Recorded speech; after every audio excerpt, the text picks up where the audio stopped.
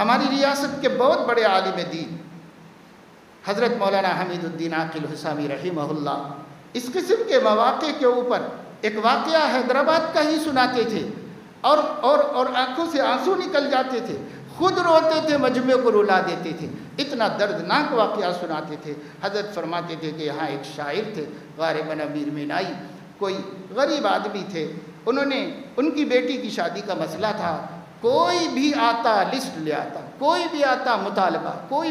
مطالبہ، بیچارہ کچھ نہیں کر سکتا، سوچ کر کے ایک رہنے کا گھر تھا اپنا ذاتی، اس گھر کو فروخت کر دیا، اور اس گھر کو فروخت کر کے مانگنے والے کی سارے مطالبات کو تکمیل کر کے اپنی بیٹی کی شادی کر دی، اور گھر میں یہ کہا ہم کہیں بھی جی لیں گے، کیسے بھی زندگی گزار لیں گے، لیکن اگر ہم ان مانگنے والوں کو اگر ان کا دل ٹھنڈا نہیں کریں گے تو ہماری بچی مظلوم ہو جائے گی۔ اس وجہ سے انہوں نے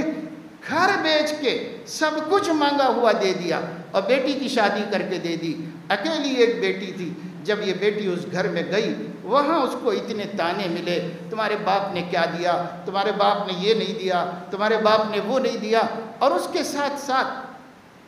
خود اس بچی کو یہ احساس ہوا، اور اس نے اپنے شوہر سے پہلی رات میں کہا میرا ابا بے گھر ہو کر کے، میرا ابا اپنے آپ کو فٹ پاتھ پہ لا کر کے آپ کے گھر کو سجایا ہے، یہ گھر آپ لوگ رکھ لیں، میں اس دنیا میں زندہ نہیں رہ سکتی۔ اسی رات میں خودکشی کر لی۔ صبح باپ کو پتا چلا کہ ان کی بیٹی مر گئی ہے تو وہ آئے، گھر میں آئے، پورے گھر کو اپنے دیے ہوئے صوفوں سے، اپنے دیے ہوئے جہیز سے، اپنے دیے ہوئے سامان سے سجا ہوا گھر پورا، اور اس میں ایک ایک چیز اپنی دی ہوئی تھی، اور اسی پلنگ پر، اسی بستر پر اس کی جوان بیٹی یہ کہہ رہی تھی کہ میں باپ کے غم کو برداشت نہیں کر سکتی، میں باپ کی ذلت کو برداشت نہیں کر سکتی، اور اس کی لاش پڑی ہوئی تھی۔ بے ساختہ اس کی زبان سے نکلا، اب آیا خیال جانے من اس نامرادی میں، اب آیا خیال جانے من